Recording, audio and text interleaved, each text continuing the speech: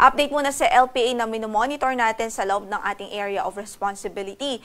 Huling nakita po yan sa layong 370 kilometers. Hilagang silangan ho yan ng Itbayat, Batanes. So nasa extreme northern Luzon po ito. At sa kasalukuyan, yung kanyang kaulapan ay hindi pa po nakakarating sa anumang bahagi ng Batanes area. So wala pa po itong direktang epekto sa anumang bahagi ng ating landmass. Gayunpaman, base sa ating latest analysis ay high chance na po ito o mataas na ang chance ang mabuo bilang isang bagyo within the next 24 hours. At sakali pong mabuo ito bilang isang bagyo ay bibigyan po ito natin ng local name na Bagyong Salome. Sa ating pagtaya, generally southwestward ang kanyang magiging movement. So, sa mga susunod na oras ay patimog kanluran ang kanyang magiging pagkilos at may tsansa po o mataas ang tsansa na ngayong gabi o kaya naman ay bukas na madaling araw ay lalapit o kaya naman ay maglalandfall dito sa Batanes area. And then afterwards, continue po ang kanyang southwestward movement at lalapit po muli dito sa area po ng Ilocos Norte. Pero paalala na rin po natin sa ating mga kababayan na mag-antabay pa rin po sa magiging update ng Pag-asa, especially kapag naging bagyo na po ito. Dahil sa ngayon ay mataas pa po ang uncertainty nitong weather disturbance dahil nga sa meron po tayong malakas na northeasterly wind flow. So isa po ito sa mga factor na nakakaapekto sa overall uncertainty nitong weather disturbance na ito. So mag-antabay po tayo sa magiging update ng Pag-asa ukol dito sa low pressure area, lalong-lalo na po pag naging bagyo na po ito.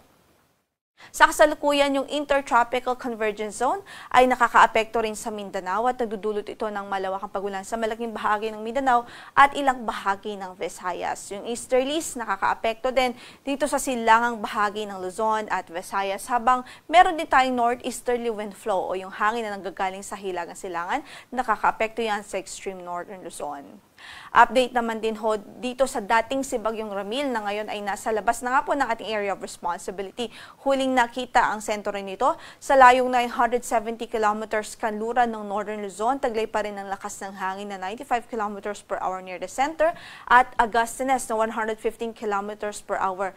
Kaya't sa kasalukuyan ay nasa severe tropical storm category pa rin ito at southwestward pa rin ang kanyang movement at 10 kilometers per hour. Pero ang magandang balita naman, wala naman na po itong direktang epekto sa anumang bahagi ng ating kalupaan. Sa pagtaya ng ating panahon, sa araw na ito, magiging mataas pa rin ang tsansa ng isolated light rains dito sa Batanes, dulot nga po ng northeasterly wind flow. Samantala sa Metro Manila at natitirang bahagi pa ng Luzon, ay posible pa rin ang mga isolated o mga pulo-pulong panandali ang pag-ulan due to mga localized thunderstorms at dahil din sa easterlies, lalong-lalo na po dito sa silangang bahagi ng bansa. So generally sa Metro Manila at natitirang bahagi pa ng Luzon, bahagyang maulap hanggang sa maulap ang papawirin at hindi pa rin natin inaalis ang tsansa ng mga panandali ang pagbuhos ng ulan. Samantala, dito nga po sa Mindanao, halos buong Mindanao, kasama po dyan ng Southern Leyte, ang Bohol, Cebu at ang Siquijor, mataas ang tsansang maging maulan o maulap ang panahon na mataas po yung tsansa ng mga pag-ulan sa ngayon dahil sa prevailing na Intertropical Convergence Zone o ITZZ po doon sa lugar. So sa mga kababayan natin doon, saan man ang lakad natin sa araw na ito, huwag hong kalimutang magdala ng mga pananggalang sa ulan at mag-ingat na rin ho sa mga posibilidad ng mga localized flooding, especially sa mga low-lying areas. Sa natitirang bahagi ng bansa, so that's the rest of Visayas, asahan natin ang bahagyang maulap hanggang sa maulap na papawirin at posible pa rin ho yung mga panagdali ang pagbuhos ng ulan due to easterlies and localized thunderstorms. So sa pagtaya ng ating temperatura sa Tacloban, 25 to 30 degrees Celsius, 26 to 31 sa Cebu, gayon din sa Iloilo, habang sa Cagayan de Oro ay 24 to 29 degrees Celsius. Sa Davao, 26 to 32 degrees Celsius, 24 to 32 degrees Celsius naman po sa Zamboanga City, habang sa Puerto Princesa, 24 to 31 degrees Celsius, gayon din sa Kalayaan Islands. Paalala natin sa ating mga kababayang mangingisda, meron po tayong gale warning ngayon na nakataas sa Batanes Province. Ibig sabihin, maalon hanggang sa napakaalon ng kondisyon ng ating karagatan doon. So, ingat po doble ingat ang ating abiso sa mga mandaragat doon, lalong-lalo na ho yung mga gumagamit ng maliliit na sasakyang pandagat.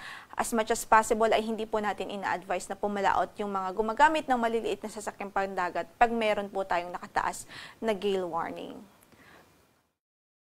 Yan muna ang latest mula dito sa Pag-asa. Ang sunrise natin, maya-maya lamang yan, 5:49 in the morning at ang sunset natin will be at 5:33 in the afternoon.